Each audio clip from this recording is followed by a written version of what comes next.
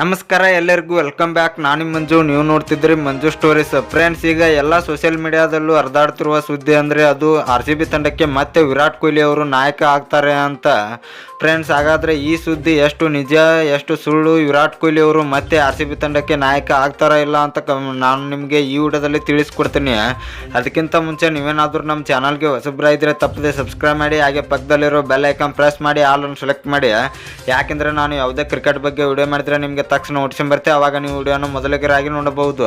Subscribe ಅನ್ನೋದು ಸಂಪೂರ್ಣ ಉಚಿತ. ವಿಡಿಯೋ ಕೆಳಗೆ ಬ್ಲಾಕ್ ಟನ್ ಇದೆ, ಮಾಡ್ಕೊಳ್ಳಿ. ಏನೋ ಥರ ಮಾಡಿದೆ ವಿಡಿಯೋ ಶುರು ಮಾಡೋಣ ಬನ್ನಿ. ಇನ್ನು ಫ್ರೆಂಡ್ಸ್, ನಮ್ಮ RCB ತಂಡಕ್ಕೆ ವಿರಾಟ್ ಕೊಹ್ಲಿ ಅವರು ಮತ್ತೆ ನಾಯಕ ಯಾಕೆ ಆಗಬೇಕು ಅಂತ ನೋಡಿದರೆ ಫ್ರೆಂಡ್ಸ್, ಈಗ ಸದ್ಯದಲ್ಲಿ ಪಾಪ್ ಡು ಪ್ಲೆಸಿ ಅವರು ಇಂಜುರಿಯಿಂದ ಬಹಳ ಬಳಲುತ್ತಿದ್ದಾರೆ ಅಂತ ಹೇಳ್ಬೋದು. ಹೋದ ಸೀಸನ್ನಲ್ಲಿ ನೋಡ್ಬೋದು, ಕೆಲವಷ್ಟು ಇಂಜುರಿಗಳಿಂದ ಪಾಪ್ ಡು ಪ್ಲೆಸಿ ಅವರು ಇಂಪ್ಯಾಕ್ಟ್ ಪ್ಲೇಯರ್ ಆಗಿ ಬರ್ತಾ ಇದ್ರು.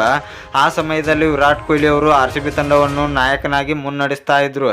ಈ ಸಮಸ್ಯೆ ಮತ್ತೆ ಈ ಸೀಸನ್ನಲ್ಲಿ ಕಾಣಬಾರ್ದು ಅಂತ ವಿರಾಟ್ ಕೊಹ್ಲಿ ಅವರನ್ನು ಮತ್ತೆ ನಾಯಕನಾಗಿ ನೇಮಿಸುತ್ತಿದ್ದಾರೆ ಅಂತ ಹೇಳ್ಬೋದು. ವಿರಾಟ್ ಕೊಹ್ಲಿ ಅವರು ನಾಯಕರಾಗಿದ್ರೆ ಅವರು ಫಿಟ್ ಆಗಿ ಭಾರಿ ಇರುತ್ತಾರೆ ಅಂತ ಹೇಳ್ಬೋದು.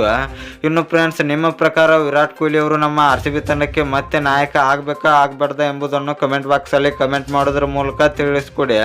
ಇನ್ನು ಪಾಪ್ ಡು ಪ್ಲೆಸಿ ಅವರು 100% ಫಿಟ್ ಇದ್ದಾರೆ, ಅವರು ಯಾವುದೇ ಇಂಜುರಿ ಇಲ್ಲ ಅಂದರೆ ಅವರನ್ನು ನಾಯಕನಾಗಿ ನೇಮಿಸುತ್ತಾರೆ.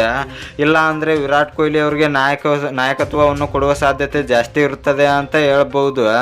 ಇನ್ನು ಫ್ರೆಂಡ್ಸ್, ನಿಮಗೆ ಇದೇ ರೀತಿ ಕ್ರಿಕೆಟ್ ಮತ್ತು ನಮ್ಮ RCB ಬಗ್ಗೆ ಅಪ್ಡೇಟ್ಸ್ ಬೇಕಾಗಿದ್ರೆ ನಮ್ಮ ಚಾನಲ್ ಲೈಕ್ ಮಾಡಿ, ಶೇರ್ ಮಾಡಿ, ಸಬ್ಸ್ಕ್ರೈಬ್ ಮಾಡಿ, ಬೆಲ್ ಐಕನ್ ಆನ್ ಮಾಡ್ಕೊಳ್ಳಿ.